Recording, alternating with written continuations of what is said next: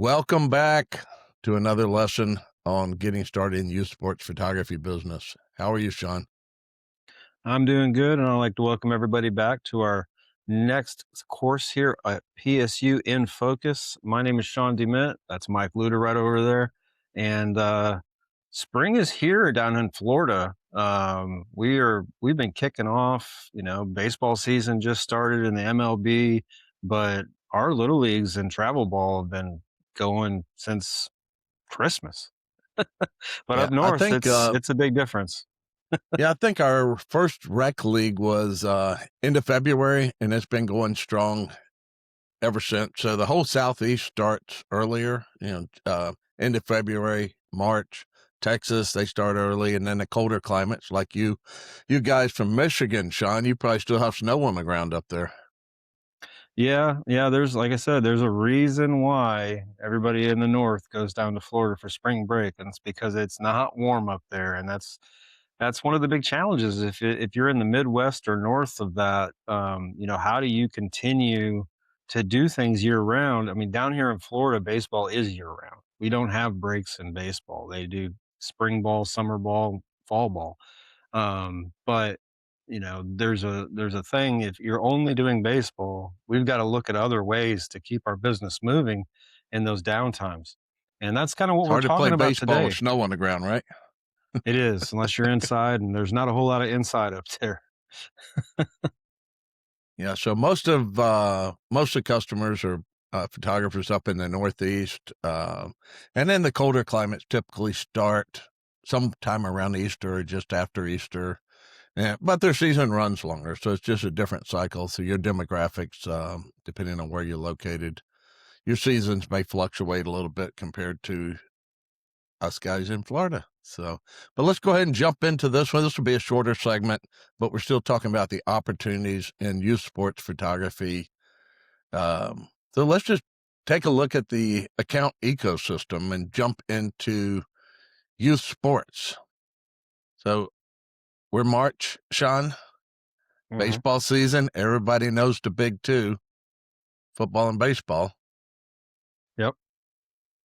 And you've got obviously more sports than that. And, depending on where you're located, down here in Florida, we don't have a really big baseball, or not baseball, but basketball. But in the North and Midwest, basketball is king, especially in the fall and winter. So it all really depends on where you're at and what, sports are going on. But if you're really wanting to, look at this ecosystem, the thing that jumps out to me is all of the different things that you can be doing with the same skill set that you have when you do your youth sports. So, you probably already know all the youth sports that you have in your area, but there's a lot of other things that you already have the equipment and the knowledge to be able to tackle based off of what you have. You just have to learn how to focus on those things. Yeah, and as we go through this series, we'll go deeper on some of these. But looking at youth sports, obviously the big two stand out, which is baseball and football, and but there's a lot of other sports in there as well. So lacrosse, soccer's really big now. Mhm. Um, basketball, obviously. So all the youth sports are happening at different times a year. So you want to you don't want the goal is to be busy year round, not just, 8 weeks in the spring during baseball and 8 weeks in the fall, and then you don't know what to do for the rest of the year. You've got to focus on all of these sports to fill up the calendar because everything's happening at a different time. And there's, as we go in more and more into detail, different sports, like for example, I put on here weeknights versus weekends. So you Mhm. want to, all the big leagues, the larger youth sports leagues, they typically want weekends. So your weekends are going to fill up really fast. So you need other things to fill in weekdays so that you can keep busy more than just on Saturdays. And, one of the things that we try and do is, some of the smaller leagues, if they don't have 50 or 60 teams, we'll do those on a weeknight. We're after the times change now. So it stays light later. And it's easy to go out and get smaller leagues, 10, 12 teams, and get those done on a weeknight, which, frees up your Saturday for the larger leagues. Yeah, and going off of that youth sports situation, a lot of you are in here because this is the getting started series, and you may be saying, "Okay, well, I'm not doing any of those yet. I'm not doing youth sports leagues. How do I get in?" And the next one down there on the right, school sports, it may not be one of the most profitable endeavors, but the big key about the school sports is it opens the door to possibly get you into those youth sports leagues. And it opens the door to getting you into their underclass business, because we know a lot of guys who got in, especially with the high school banner program, got their foot in the door through the banner program and then got the sports and then ended up with the underclass. So, it will open a lot of doors for you, the sports. And a good thing about school sports, as we're talking about filling up your calendar, is it all happens on weekdays. It's Right. very seldom Right. do you go out on Saturday to shoot a high school baseball team. It typically happens right after school on a weekday when there's not much on the calendar anyway. So that's good timing. Yeah. So the other Yeah. things So that you we're looking mentioned, at, yeah, the other things we're looking at would be underclass. If you want to get into underclass, if you're just starting, obviously you're not going to tackle all this on day one. But underclass is a big opportunity. And again, that is typically weekday stuff, or I say typically, it's almost always weekday stuff. Preschools, there's an opportunity in typically a preschool. You're going to be in there at 7 a.m. and you're going to be out before lunch because they all have to go take naps. so, you're in and out, you're in early. You're in setting up at 7 a.m. You're going to start by 8 a.m. and you're going to be out early before lunchtime. And it could be easily a 3, 4, 5, $6,000 shoot in a period of 4 hours, obviously depending on the size of the preschool. yeah. And when you're done with that one, you can also take a nap.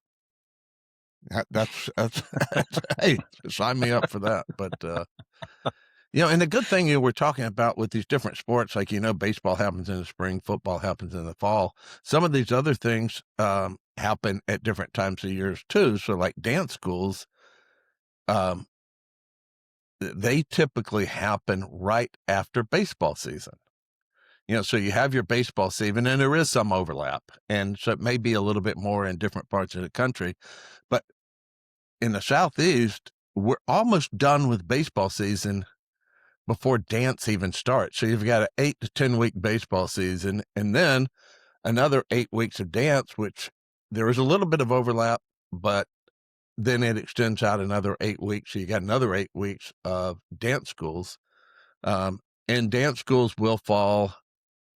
A lot of them do fall on weeknights, but some of them will fall on weekends. But you can get a lot of this dance school business done on weeknights.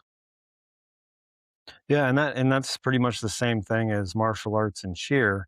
Those really don't go together, but I know we bunched it together for this chart. But it's the same situation. And it's going to be, those 2 to 10 times a year, but the martial arts, you may be looking at martial arts and going, I know nothing about martial arts. I know nothing about dance schools. But the positive part about it is typically in dance schools, your dance instructor, or in martial arts, your martial arts instructor, they help you pose the kids. So if you're afraid of doing those just because you know nothing about posing those, they're there to help you because they want to make sure that those work as well. And, sometimes you give a little bit of a kickback for them helping you, maybe a free composite of them or whatever. But those are probably the easiest ones to step into with the skill sets that you've built in shooting the sports. Yeah, and so a lot of them are smaller, especially like the martial arts schools. Mhm. They're typically going to be smaller than your youth leagues, but again, they happen on a weeknight, when there's nothing Right. else going on. So you can fill in the gaps and fill up your calendar, which is for making this a year round business and a full time business, you have to fill up your calendar. And another one that is, and there's a couple we didn't put on here, like gymnastic schools, and that kind of falls under the same thing as like some of your, when we said martial arts cheer, these are like cheer gyms, which Right. kind of like same thing as like gymnastic schools. Those are typically weeknight shoots, which is filling up the calendar. Yeah, because your cheerleading squads would be technically sports. So those are like, studios. Yeah, the cheerleaders with like football and some of the basketball leagues have cheerleaders. These are cheer gyms, Right. competitive cheer gyms. So it's completely different, and they have a different product line, and we'll go into some of that.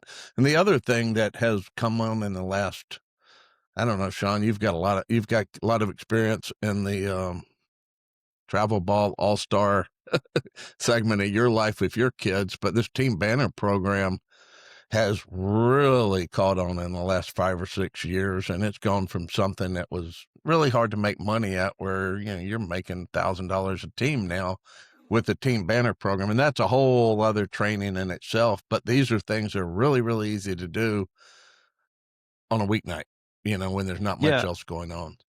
Yeah. And just a little, little nugget to put in there for those team banners. Um, if you are shooting little leagues or leagues, baseball leagues in general, find out who the travel ball teams that are associated to those leagues, because typically that's where those teams are from. Most of them have all-star teams or travel ball teams, and they're all associated with the little league that you're already shooting. And most 75% at least of those teams are making team banners with sponsors on them to help offset the costs of travel ball because it is not cheap. And like you said, we have a whole slew of things that we could talk about with the team banner program, but the team banners, it's one of those items that they almost have to have. So don't overlook that section of this chart here because it may be separate, but it definitely should be included in your sports photography some way, somehow. Because if And you don't offer it, they're going to try to do it themselves, and they'd be happy to have you take that off their plate. yeah, it's turned into a really, really good business, and we have a whole training just on the team banner program, and we're doing a free webinar. I think it's the end of April. So stay tuned for that. We'll make that announcement if you want to learn more and go deeper into team banner program, because it's a great opportunity, and the averages are really, really high, even compared to youth sports averages. So stay tuned Yep. for that. So looking at the seasonal calendar, and this is really, really important as far as when you should be making your sales calls and when different sports shoot. So we did this resource. This is a marketing calendar, and this shows you when sports typically shoot and when you should be booking them, because you need to be booking the sport, what we would say, like 2 seasons ahead of time. So if baseball shoots in March, April, and May, you need to be booking your baseball leagues in November, December. If you wait until February to book a job that's going to shoot in April, you've missed a window of opportunity. So if go look, we'll put a link to this in the show notes, so you can go download this, and it's just a calendar at a glance, shows you when sports typically shoot and when you should be making the sales calls to book these different jobs. But that's it. The idea is knowing when to do what, when you should be booking, and when they shoot. You typically, and we wrote a blog post or a newsletter about this, and I'll put a link to that in the show notes as well, because knowing your seasonal calendar, and it's not just the season of when that sport actually happens, it's a sales season of when you need to be making your sales calls to book that sport. So you got 2 seasons. You got the shooting season and the sales season. And sales seasons typically, 6 months before the shooting season, to make sure you have enough time. You can't wait until the last minute to book these things. So the question a lot of our viewers are going to ask is, will this change based off of where I live? Yeah, your demographics, if you're in the Northeast, but this isn't a real detail. This is a guideline, so yours may vary a little bit, but not only by, 3 or 4 weeks. So use this as a guideline. The rule is just never too early to be calling on a Right. league. Uh, but it is too late, so if you're waiting until January to book your spring business, you're too late. If you start in June, they may tell you you're too early, which is fine. You're in a good position, but you can't wait till too late. Or, if you're trying to book that baseball league, it's going to be the next spring to get that job. Right. So, Right. So, be too for early. example, if yeah, so for example, you've got in spring sports, you've got booking in November through January. So if you call, let's say in December, and they say, well, we're not going to know anything or anything until, you know, the end of January, you at least have that on your calendar to reach back out to them at that point. But if you wait till after that, someone else may be in your spot or you just miss them altogether. And different territories are different depending on what your city is and the competitive situation.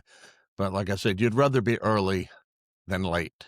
You'd rather be Right. making the call too soon and asked to call back, in 2 months when the board meets in November to book spring sports than to be too late. If you're too late, then you're waiting a whole nother year for baseball to roll around again. So, Yep. this is a good, just kind of a good guideline of just getting into this for when you should be doing what happens at what times a year. So fill in the calendar. So if you're just starting, this is getting started in the youth sports photography business. Uh, what it would kind of look like is year one, you're building your base. You're booking and building. And if you book 6 or 8 leagues in the spring and then 6 or 8 leagues in the fall, you've got 16 leagues for the season. And hopefully you're able to fill in some of the gaps with some other sports during that time. But the beauty of it is this all compounds. So the Hmm. stuff that you book this year is obviously you got to do a good job, but if you did a good job and you retain that business, and if you had, 16 leagues this year and you book another 10 next year, now you've got 26 years. And then at that point, you're just adding on and you're just growing. You just keep stacking leagues every season, retain what you have, and retention's a whole nother segment that we need to talk about. But retention's important to building a business because if you're losing one and adding one, you're just spinning your wheels. You're not really getting anywhere. So Right. book, and then add on and just keep stacking new business until your calendar's full, or as you're as big as you want to be and making as much money as you want to make. And that, being as big as you want to be is also a key thing to think about here as well. I've seen a lot of people go down the path of book, book, book, book, book, and then try to figure out how to shoot it. So you've got to be careful that you don't overbook yourself as well. Well, you got to know your limitations for sure. And this is, I don't remember how many modules we have in this, but we've got quite a few more modules in the getting started, and we'll go over that. But if you're, booking year one, adding on year two, and you just keep, if you retain everybody, you just keep adding on the the compounding effect of just keeping what you have and stacking new leagues. You'll have a pretty big business before you know it. And Yep. some of these leagues, when you book them, they'll be multi-year. You can get multi-year contacts. Um, and some of them do multiple sports. So you may go in and book baseball and end up with baseball, football, and soccer. So there's 3 different sports for one sales call, and some of these leagues, I know in Florida, we've got a lot of leagues that shoot 2 times a year in baseball. Shoot in the spring and then in the fall, and same thing with soccer. So one sales call could easily book 3 or 4, 5, 6 leagues, depending on what all uh, that rec department's offering. Yeah, and that goes to one of the other, courses that we have, where we dive really deep into, photo day and your appearance and your performance. Just because you're there for the baseball league, keep your ears open, ask questions. Say, is there anybody here that does the football program? Is there anybody here that does the basketball program? Most of these kids nowadays are doing multiple sports. So you've got to keep your ear to the ground, which, gets you a leg up with not having to do so much searching on your own. If you're there, you might as well ask the question. So the goal is fill the calendar, and the Yep. important thing is ret book and retention and just keep adding new leagues. So, we'll kinda wrap this, section up on common mistakes, and this is one we see a lot, wherein we kinda mentioned it already, but only pursuing one type of account or 2 types of accounts. So you're booking baseball and you're booking football. It's like, "Well, I really wanna, you know, make more money. I really wanna do this full time," but the income is not predictable. I've got a really big spring and I got a really big fall. What do I do for the other parts of the year? So it's really filling in these gaps and doing that intentionally and building your sales process so that you fill up your calendar. And that's kind of the goal. Yeah. The second one, ignoring the booking calendar, we talked about that, not being too late. So that one we've covered pretty well at this point, but it is a big mistake, and I can't tell you how many times that has happened to us. Get when we were getting started, that we came in just too late, and then you're kicking yourself because if you had just come in just a little bit earlier, you would have had the job. Yeah. And you can never be too early. And, a photographer that's doing a good job, once this spring baseball season over, they're trying to rebook for the next season. So Hmm. if they're doing a good job, and not everybody's doing a good job, they're trying to secure that piece of business for the following season. And the last one that we'll leave you with is underestimating the compounding effect of this business, because you book the business and, like we've got some dance schools and leagues that the one we did last Saturday is, we've had it for 20 years, and literally we've got dance schools that we've had for 20 years, leagues that we've been servicing for 20 years. So don't underestimate the compounding effect of that, of booking a job and then retaining that job. And then it gets easier and easier, because instead of having to book 8 new leagues this spring, maybe you only want, depending on what your sales goal, your revenue goals are, you may only need to book 1 or 2 leagues to get where you need to be for that spring, instead of constantly having to book, 6 or 8 leagues for each spring. So don't give up. That's the message, is the compounding effect of stacking these leagues. If their account retention is there, it adds up quick. So we're going to leave you with that, and we will see you in lesson 3. Sean, you have anything you want to add to this? Nope, like you said, don't give up. Keep working. If something's not available, put it on your calendar. Go back and try it again. Keep trying until you get it. Thanks, guys. Let me know if you have any questions. We'll put the resources we mentioned in the show notes, and then we will see you on the next one. Make sure Thanks. you like and subscribe too, by the way, guys. Like and subscribe. Share this with somebody else that you know. And we're loving to grow this community, and put stuff in the chat, guys. Make sure to give us some feedback. Let us know what you want to hear, what you want to see, and we'll look at that, because it's a two-way street between us. We're here to help you, and hopefully we can do that for you guys. So thanks so much for being here today. Thanks, guys.